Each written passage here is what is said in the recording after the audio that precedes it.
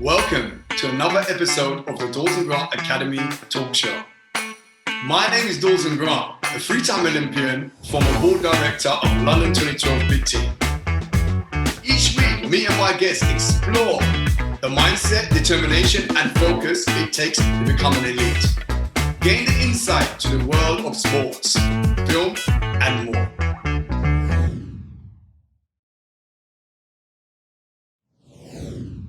Welcome to the Dalton Grant Academy Talk Show. I do apologize, 6 p.m. we should have started, but there's a slight technical problem, and thank you for being patient with me. First time being live. I'm so excited today because this is a gentleman that I looked up to when I was an athlete, someone that inspired not only me, but many people around the world. And what can I say? Let's go straight into it because we've been taking long. A double Olympic gold medalist, no other than the 400 meters former world record holder, Edwin Moses. Welcome to the show. All right. Thank you. Glad to be with you, Dalton. Glad to be here. Thank you. And, you know, I have to say, sorry for keeping you waiting for so long, but it's a pleasure to have you on the show. I mean, like I said, you know, in the intro that I was, so exhilarated by you saying yes that you would come on this show because I just would like to have that conversation. I mean, if anyone wanted to have a dinner guest, I'm sure those track and field fans would love to have Edwin Moses as their guests, and I'm lucky and to have someone like you. So let's go into this, Edwin. I mean, let's start from when you were young. Obviously, your dad, if I'm right, is Erwin. Your mom name was Gladys. Correct. And was he a pilot? He went to Tuskegee. He was in the Airman, yeah. Airman, yeah. So he did all the training and whatnot. But he went there because he was a scientist. He was actually a chemist and an engineer in the Army. He didn't fly the actual airplanes, but he became he was in the Air Corps Army, what they call it, the Army Air Force back then, and he actually was stationed in England. I forget the name of the town, but that was where he first offloaded in England. Yeah. Now I know why you have a great relationship with the UK. But let's go into, so who inspired you when you was young? So obviously, your parents, your dad, I think he was a principal after, didn't he? Yeah. Both my mom and dad were academics, and what happened was back in the late '60s. Lyndon Johnson, who was the president after John Kennedy, had a program called the Great Society, and they had a series of programs called Model City. And during the summertime, which is very different than it is now, these parks and recreation centers have been mostly shut down and infested by gangs. But all we had to do was go to the park, and I lived right on the edge of the park. And at the park, they had teachers. They had art classes, we had swimming and baseball and basketball, tennis lessons, music. All the teachers that were normally employed during the school year actually worked in the park during the summer. And so the park, there was like 3 or 4 neighborhoods around my area, and all the kids from 3 or 4 neighborhoods came to the park, and we had a track team. And I signed up to run track, got on the bus from Dayton, Ohio on Tuesday nights, would go for about an hour to Cincinnati, and they had all-comers meet for kids, and it cost 50 cents per event to join. And so my mom used to give me $2 or $3 and my other brothers, and we'd just go get off the bus and start trying different events. So I've tried almost everything. Yeah, that's how I got started. Wow. So was your parents strict? Because obviously academic, were they strict, the routine, and in the military as well? Right. So what would you say that you gained from that, your upbringing? My father was very strict. My mom was strict. They didn't play when it came to grades. We have the A, B, C, D, F system, and C's were not acceptable in my family. You get 1 or 2 C's and you would get suspended from playing intramural basketball. Anything you were doing, if you brought home too many C's, it got cut out immediately. So, we were programmed to do well academically, and I was a scientist. I took every science class that they had in high school. Yeah. And I was always interested in science from the time I was like 8 or 10 years old, collecting fossils and butterflies and dissecting frogs and building volcanoes.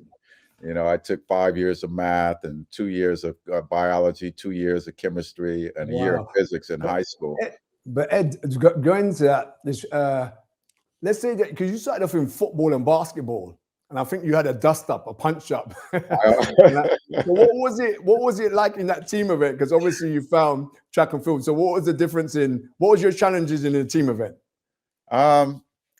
Being small, I was small. My younger Okay. brother, who was 2 years younger than me, was actually bigger than I was. So it was Okay. like the older brother, younger brother, and then me. I was down here, so I was always smaller than my brothers up until a certain point, and then I just, you know, bloomed when I got to college. But football, I was too small to play. I used to get what we call racked up in football, get my helmet twisted around sideways and looking out the ear holes. Basketball. Now in basketball, I was 5'8". Was you dunking? I was dunking at 5'8".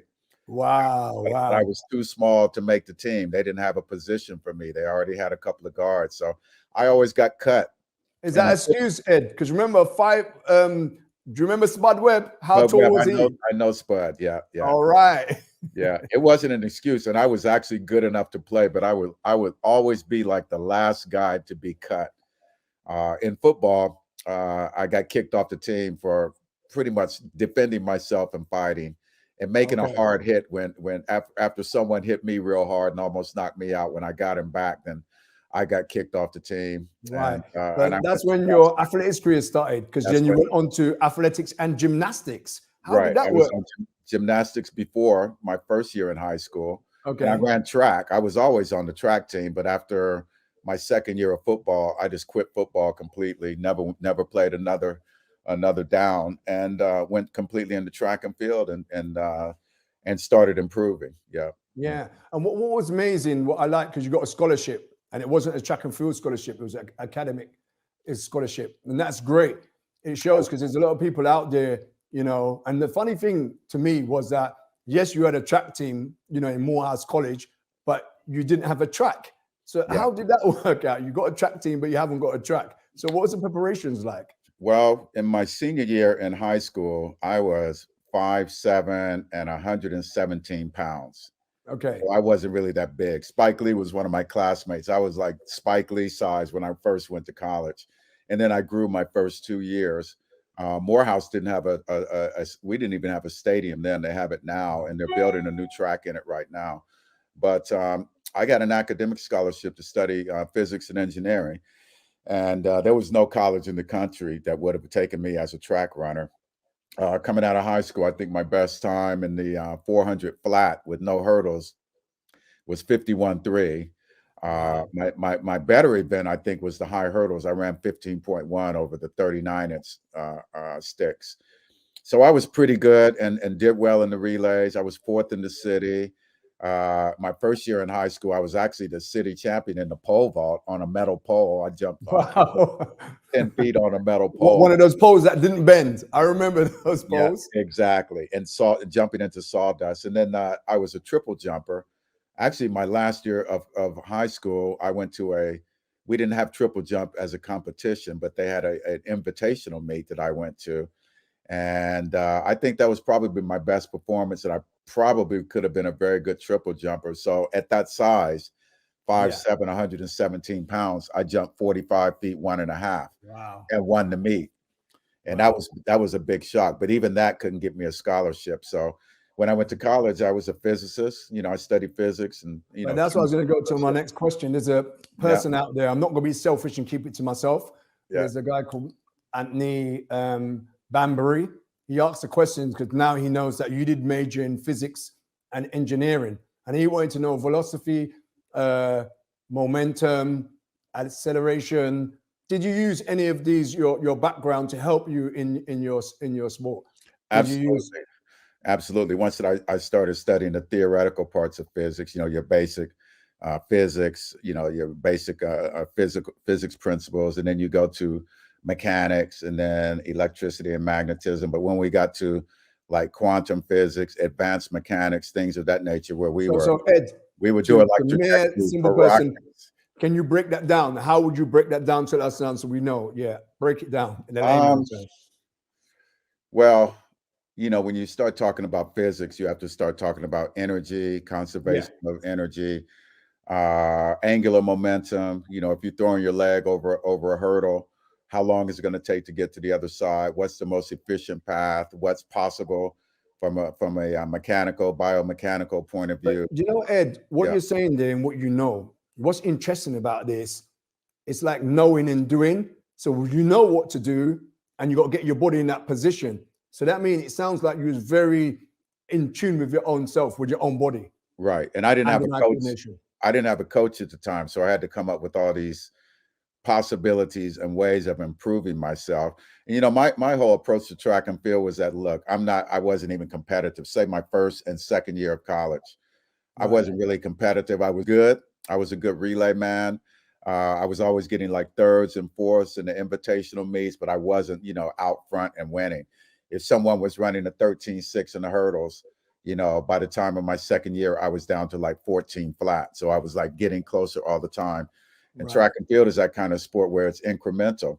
Yeah, You can't think in terms of I want to run this kind of time, or I want to run a world record, or I'm gonna long jump, 8 meters 50.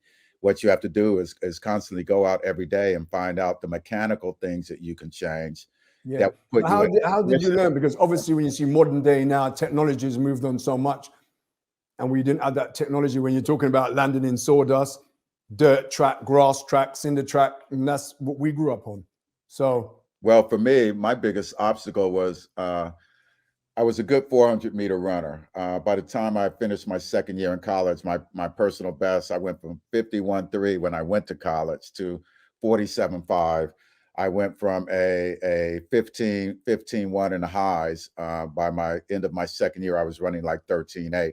So I was wow. in perfect position as a good quarter miler and a good high hurdler.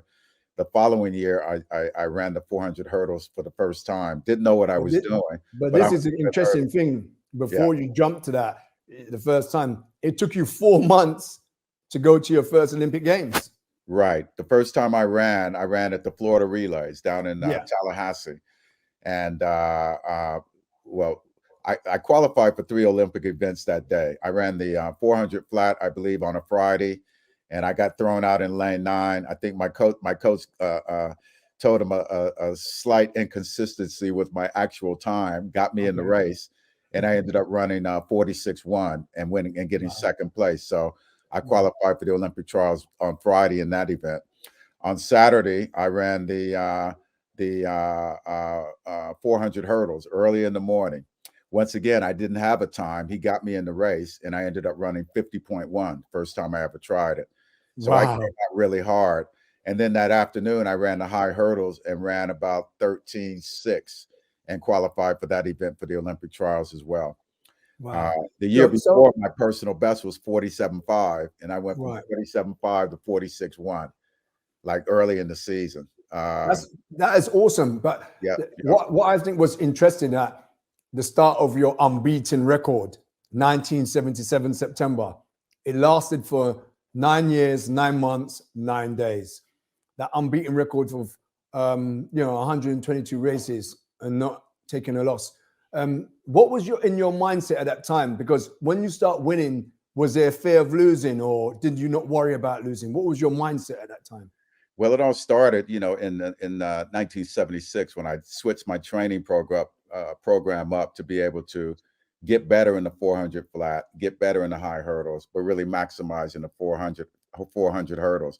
So I ended up doing a lot of cross country the first 3 years in college, running at golf courses up and down hills. So I was in super duper endurance. I trained pretty much like an 800, 1500 meter runner Wow. on base, but then on the track, I trained like a 400, 800-meter guy. So I had the strength and the endurance to be able to sustain. So that the form coming up with that program with a super duper cross country base of Yeah. mileage, and being able to do anything between like 200 and 1,000-meter runs repetitively in practice, that gave me the base.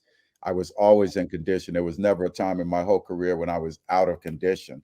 Right. And So would you say that you was came from you was an endurance-based athlete then? exactly. I was endurance based versus speed, but I could run 200. My best 200 in training. I was running, 20, 20.4, 20.5 in training. I had the speed as well.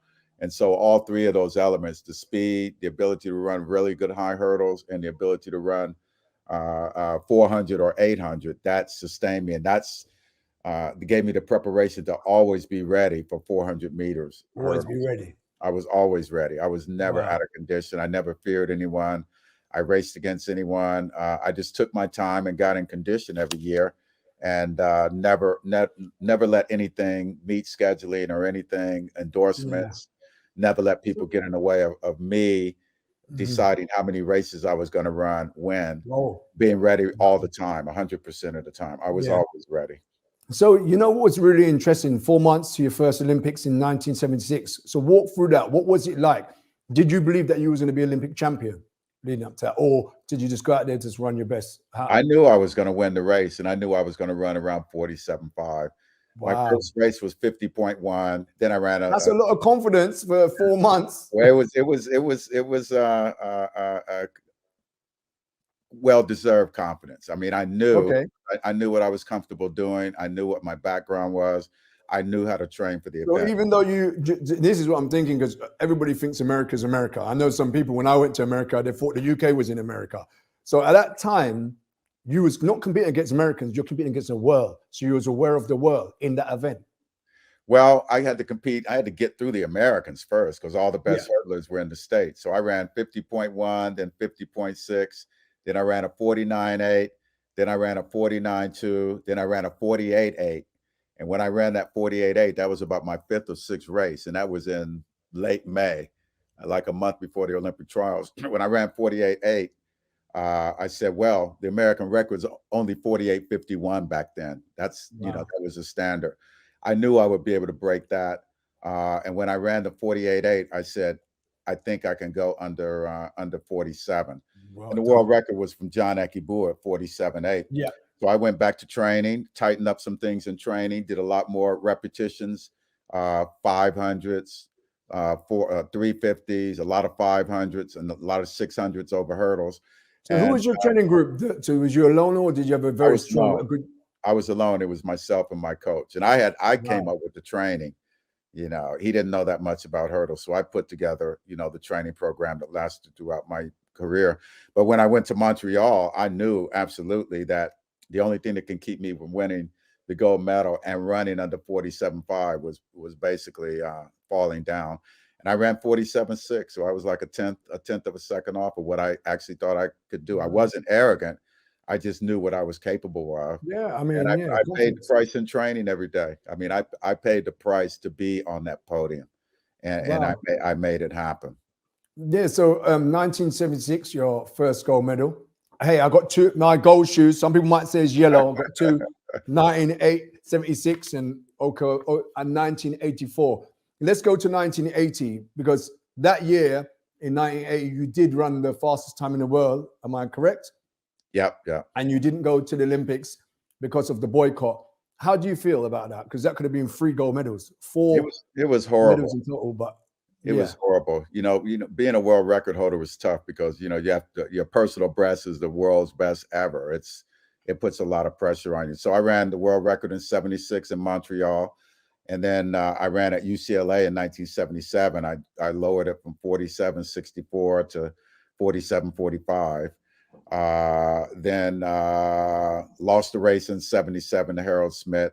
1980, I was very disappointed. I twisted an ankle, had a minor ankle injury that took me oh, out. But it just delayed.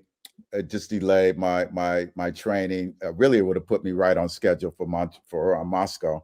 so The do you work know best. Volker Beck? Because Volker I, Beck, he ran 48.70, didn't he? I was To win the disappointed. gold. I usually come out my first race of the year at something like that. So, Oh, right, that's what I mean. we weren't And that able to was so go. funny because the Yeah, guy who came third was trained at my local track, Gary Oakes. He ran yeah, I mean, yeah, 49.11. I ran Yeah, against. yeah, and you know he married Eva Hulk, who was one of the top sprinters in the UK. that the likes of Sonia Lanneman and so forth.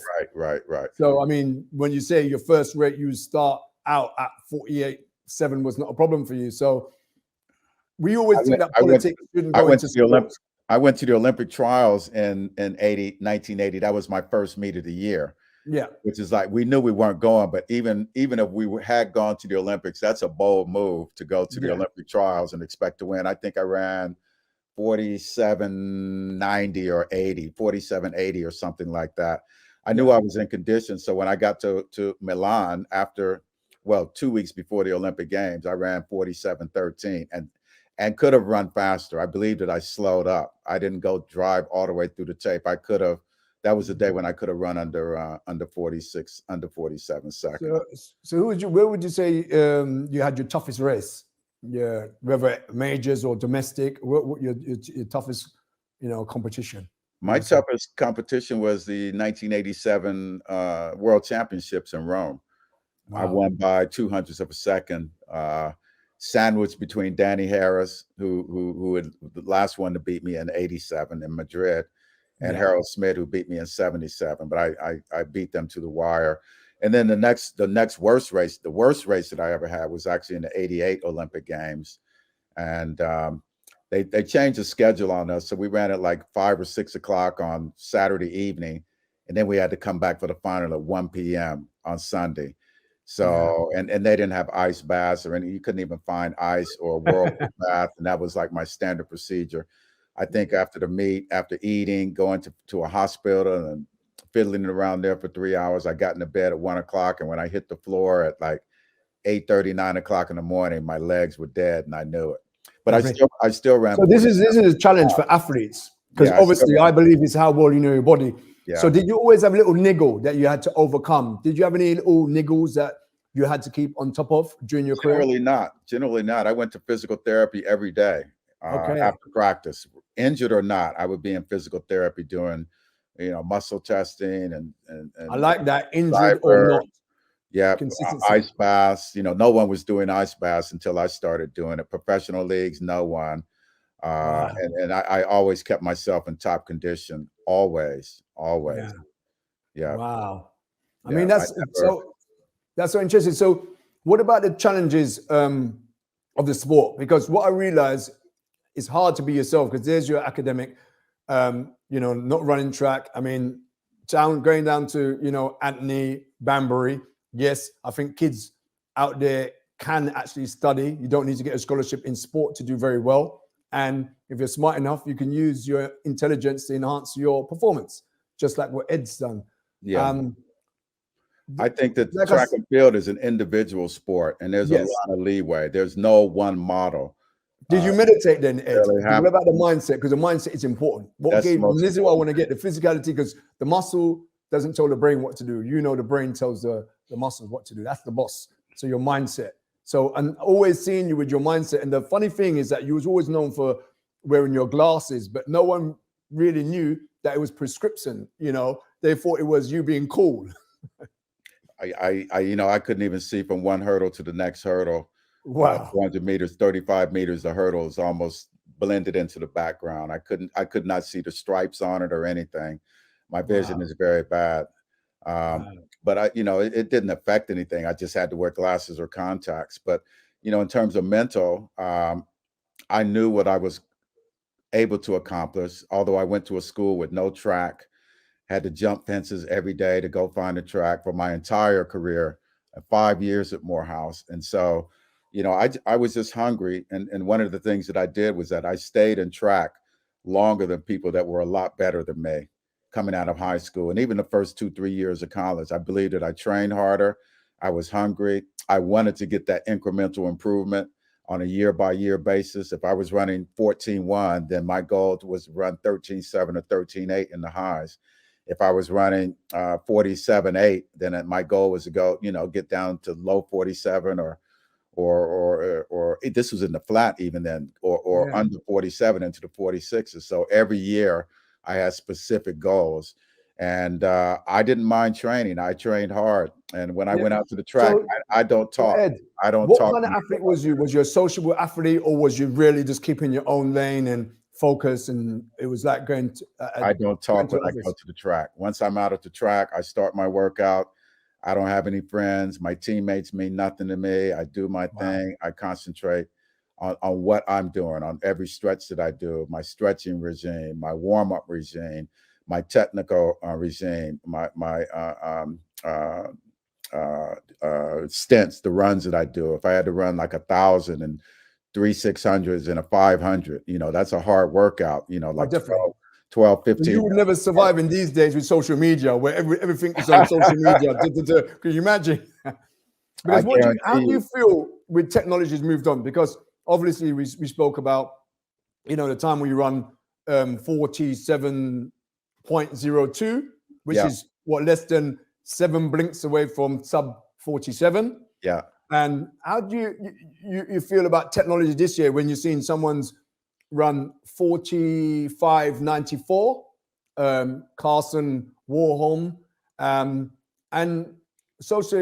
Rai Benjamin running 46 low. Also, as Alison DeSantis, if I'm right, is running 36, and both of them has run, faster than the world record that you ran. Do you think that with technologies move on and the shoes that they have is helping them to run that fast? Or how do you see that? Interesting. There was an article in it yesterday where even Warholm said that the shoes are affecting the credibility of the sport. Obviously, if you put carbon plates in shoes that give you Yeah. back spring, that's going to change things. And there was a major article in the New York I'm Times glad that you said about that. the guy that designed the track in Yeah. Tokyo, where they designed the track to increase Is that in everyone's 1991? performance. No, in Tokyo at the Olympics, Wow. they Because I designed the remember track. that was a new track there in 1991 and everybody was running fast. I They remember. So designed this they, track to knock off 2% off of everyone times. If you wow. remember Marie Jose Toulouse, when she Yes. ran, she was a 1093 or 1092 girl, and she ran like 1078 in the semifinals, and she looked up to the clock, couldn't believe it. Sydney McLaughlin couldn't believe that they were running that fast. There were tons of athletes.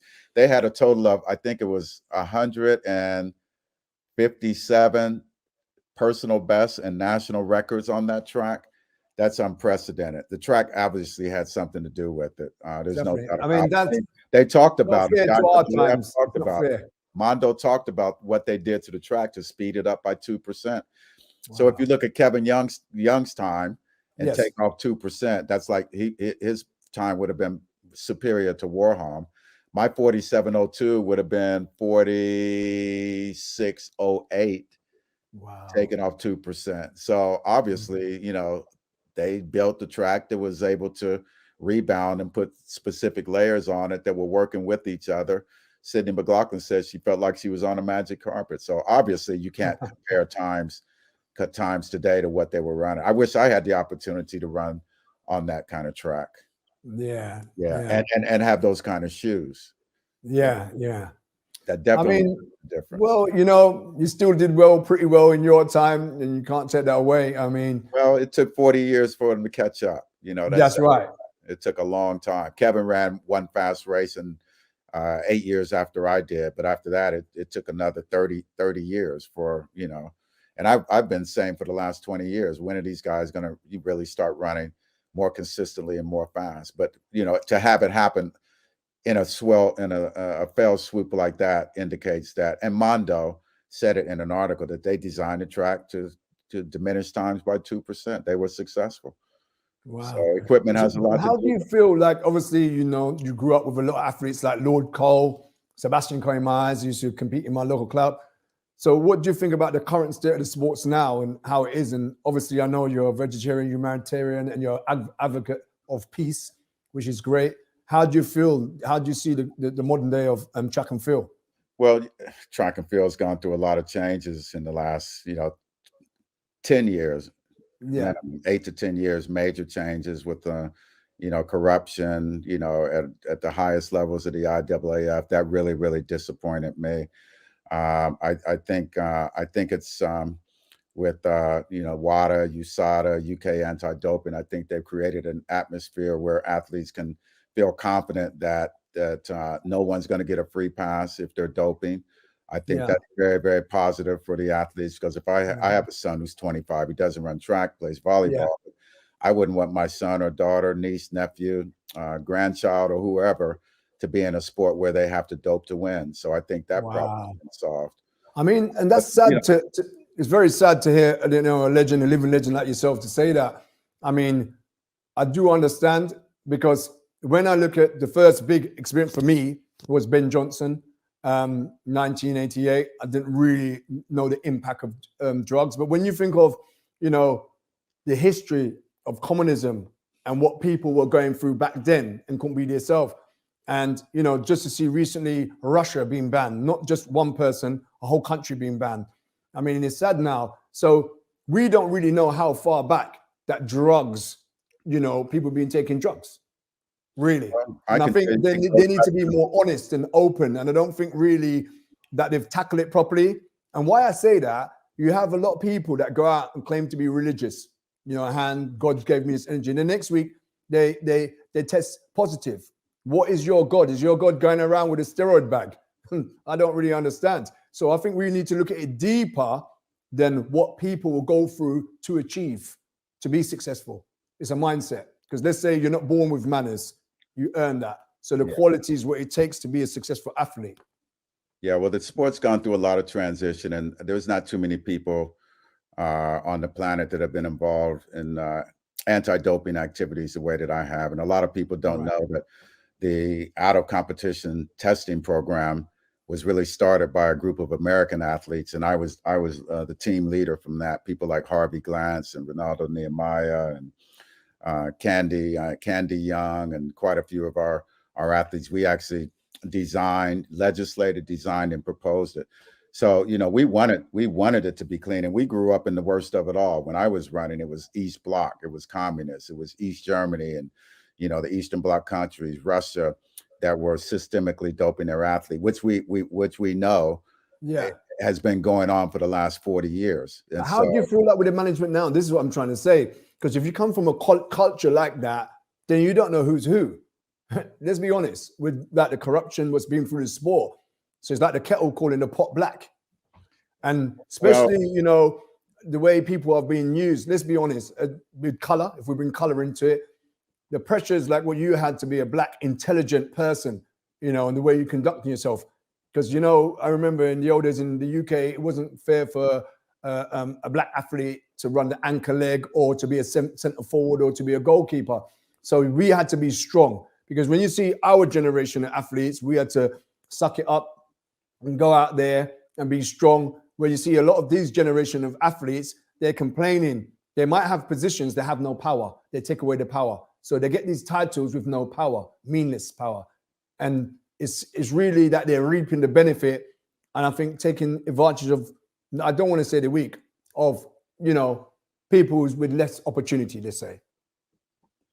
Well, we're not going to solve many of those issues today. I think the athletes of today have a huge advantage. The sport has changed, you know, in terms of the type of meets and the scheduling and everything. It really allows for higher performance over a block of time, say that 2 to 3 month of time. And the athletes come in hot, they come in ready. They train it a lot harder and more consistently than I had to do. I had a season that started in April and ran through September, and I could pick whatever meet that I want. So I didn't have to run. I wasn't in a situation where there was only Grand Prix Diamond League meets. I could run wherever I wanted. In fact, the Diamond League was just starting when I ran, and the truth is that they didn't pay enough for me to even go to the Diamond League meets. I had other I call them clients, and other meet organizers around the world that were paying more than the federation. So the federation wasn't ready to go pro. But the athletes are still left with a lot of the problems that we have in terms of unions. There's no union, there's no protection, there's no one negotiating truly on behalf of the athletes for television rights, television rights, the agents. There's a lot of problems with agents from what I'm hearing personally from athletes. There's just a whole slew of new problems, but you know, what about coaches taking advantage? Because we know there's a coach Reina. How do you feel like even in the UK, we have speculations, or we know of a coach you know, the way they're conducting themselves. And we've got athletes who know that and still are staying with them. They're moving from the UK, but just recently they've lost their funding. So the moral of athletes, it seems like it's changing. I mean, it's down to the athlete, if you believe, or maybe they know something that we don't know. But the sad thing about it, that there's a lot of people are aware of these things, but they're not speaking up. I mean, I know personally coaches, you know, back then that was, I can't really put my finger on them, but people spoke about, you know, what they were up to. And sometimes you even get some coaches now can't really say anything because they have a reputation and they have a history as well. So it's very hard in the sport. I think it needs to be policed on a different level, you know, and really going out there and supporting the athlete. You know, there's, I don't know, if a call or people go around and assess them with their coach or the competitions, what they're going to, any bullying in-house. And it's very hard because everybody's aware of it. It's not like we don't know, you know, it's no point sweeping underneath the carpet. You know, this is a time where, you know, we have the time to make that change and make that real impact. Well, those things have always been happening, probably happened a lot more when I was running. We knew of cases like that. There was nowhere to go. There was no complaints to be made. The federations didn't want to hear it. You know, now here in the United States, we have a very robust system to deal with complaints, anything having to do with abuse, bullying, you know, the treating athletes wrongly, sexual abuse, psychological abuse. There's many, many different forms of it. So it's really up to the athletes to demand what kind of sport that they want to live in. That's it. And it's important that they not be distracted by the sponsors and the money to keep them and being made afraid to go. But don't you think that's what I want to go on? Don't you think that the sponsors are taking too much control of our sports rather than the athletes saying what they want? I think they're being used. Even the way they're carrying themselves is taking away, you know, I think the character of the sport, because money doesn't bring character. Money doesn't bring happiness. The athletes have a lot to do with that. I mean, they will determine how people who are in and around the sport behave, and the athletes have the right to make demands on behavior of everyone in the sport. And it's something that you constantly have to work on. It's nothing that's just going to happen. It's not one organization that's going to make it happen. The people are going to make it happen. In the U.S., we have True Sport that's associated with USADA, and then we have Safe Sport with the U.S. Olympic Committee. So there's ways, and even with WADA, you know, if you know someone who's distributing drugs or doping athletes, then there's a place that you can go to make an anonymous alert and let even if athletes. Even if I may, I don't want to push it. But if you'd like to talk about Lance Armstrong, is that okay? I know a little bit about that. So who was the first person to, you know, and this is what I have to say, people, do they know? Excuse me, say that again. Well, with Lance, so you're the one who kind of really brought it to the forefront, so to speak. Well, I didn't. There's, you know, David Walsh over with the London Times was a guy who really did the research and brought it out. I happen to be the chairman of the U.S. Anti-Doping Agency when the prosecution and the investigation occurred. When I first started, they were investigating. When I took the chairmanship, and after the Olympic Games in 2012, you know, that's when we went forward with the charges. Wow. So yeah, I'm you know, familiar with a lot of these cases, and was the chairman of USADA for 10 years, and know a lot. And you know, a lot of it has always been confidential, and you know, really couldn't discuss it. To protect their privacy and rights. But yeah. I mean, I commend you. I commend you for what you've done, and thank you on behalf of me and many other people out there that you know and wants a clean sport and a happy sport, and that we can inspire people to be like us and doing the right things to achieve. How do you feel now when you see former athletes who have tested positive, you know, more than once and coming back? And, you know, it's like so easy for them to get back into development programs and offer their knowledge. But I always say that if you're a person that when it comes to that time to raise your game and you cheat, when it comes to that time, what will you do? You know, you never know unless that time arises again. So how do we know to have them and support them through that? Because I believe that people need a second chance. That's the right way, but surely that we need to support them. Well, you have to abide by the rules. But rules are always being broken, so we Yeah, know that. yeah. But if you have rules and people, if you test positive and serve your time, you deserve to come back. Yeah. One case in point was Dwayne Chambers. Dwayne tested positive, and to this date, in fact, he was the first athlete who actually gave full disclosure and testimony to the anti-doping agencies. Talked about Okay. Balco, what they were doing. He repaid money that he was fined, his prize money. He gave that back, and he still had a problem in competing. And it was a big issue on him as to whether he was going to be competing at the London Olympic Games. Yeah. And lo and behold, even USADA, we filed a brief in support of him because the meat promoters were keeping him out of meets. Yeah. There was no real reason to do it other than they were picking on him, and they were treating him very differently than some of the other athletes that had tested positive that were back in the sport and competing on the circuit. So we defended him at the highest level, and we said that he ought to be able to compete in the Olympics, that the IAAF had treated him wrongly, and that we wanted to see him eligible. And that's why he went to the Olympics. We filed a brief on his behalf because as an anti-doping agency, because it was the right thing to do. And so, there's many different reasons, many ways that you can characterize doping. Some of it is definitely deliberate. Some of it is unintentional. Some of it is a mistake. So you can't just paint everyone with the same blanket. But if an athlete wants to compete, then they will abide by the rules, and if not, they're taking a chance. So it's up to the athletes the athletes want a level playing field. That's what organizations like the United States Anti-Doping Agency, that's what we provide. And we had to gain the credibility of the athletes. And it was a hard road. The Lance Armstrong was one case in which athletes were divided. A lot of people liked him and admired him because of his work in cancer and cancer research and whatnot. But we had to look beyond all that. And when he finally fell, then athletes really began to feel that we were doing the right thing for the right reason, even though one of our friends and colleagues and someone that we admired, who was a huge champion that had won 7 Tours de France, we had to bite the dust. But we did the right thing for the sport, for the credibility of the sport, and to preserve the playing field for athletes that don't want to dope. Anyway, there's too much we can go around. I just wanted to touch different topics because for me, personally, the Dalton Grant Academy is about passing back your knowledge. You always got to have that open mind because I feel like, in a way, similarities with you, being the first world-class high jumper in the UK, taking on challenges, at that time, because, back then, in the 80s, coming out very hard, and mentally you had to be strong, upbringing, parents strict, so we had times to be creative, because I always say to people, in our times, we was creative with toys because it was toys by us.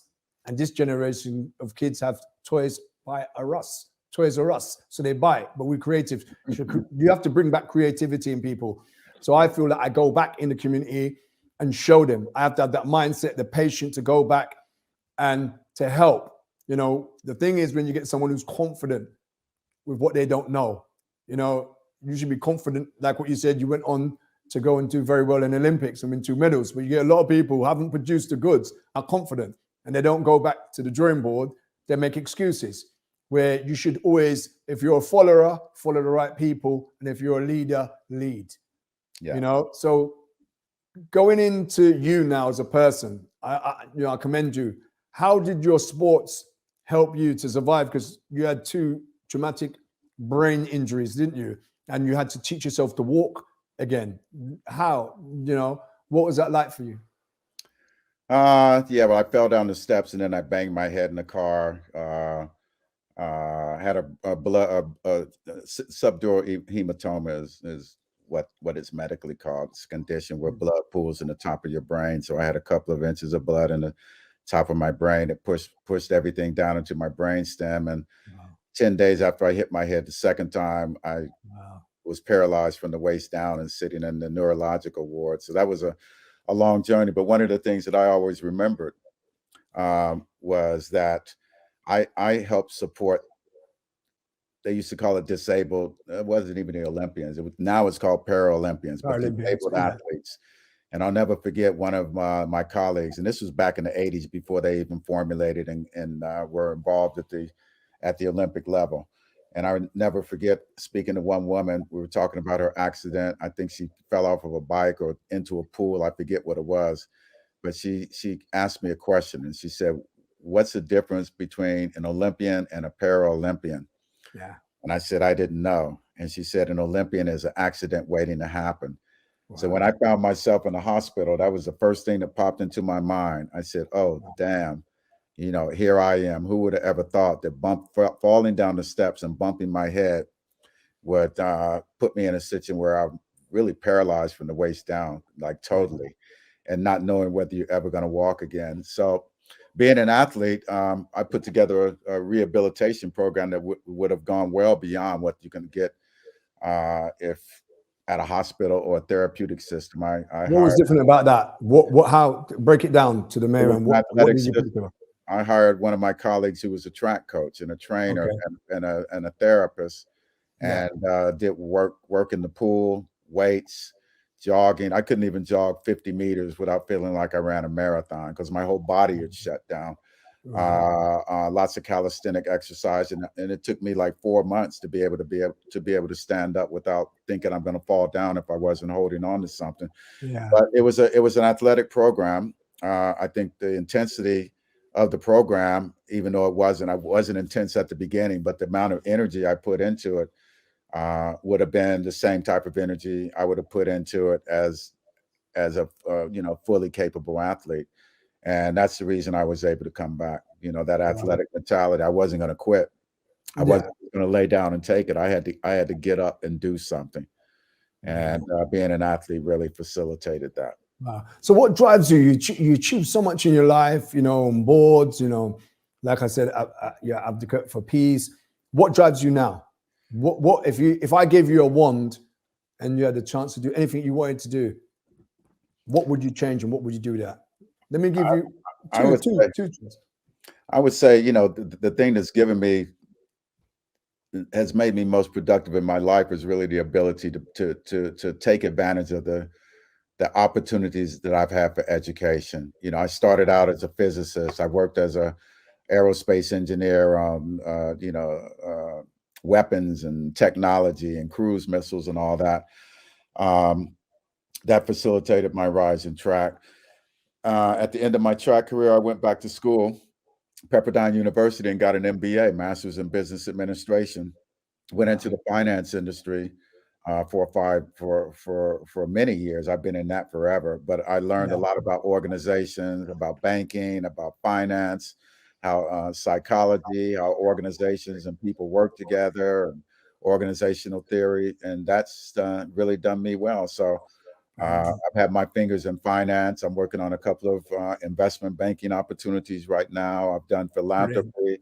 I've done science. Because of being an athlete, I've had the opportunity to be in entertainment, interviews, marketing, all kinds of things. So I've just taken everything that I've had the opportunity to experience and turn it into a positive and just make things happen. Wow, make things happen. That's what I like. Well, anyway, I'm going to have to tap on your door very soon. I mean, I've had the chance to meet Barack Obama's grandmother, Sarah Obama. She passed away last year, and she's a great woman.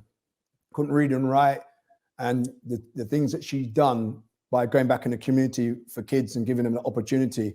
So I'm been speaking to his aunt Masak in Kenya, and I'm looking to support them because I'm on their foundation. So hey, so I'm going to call you, and hopefully that you can support us on this project.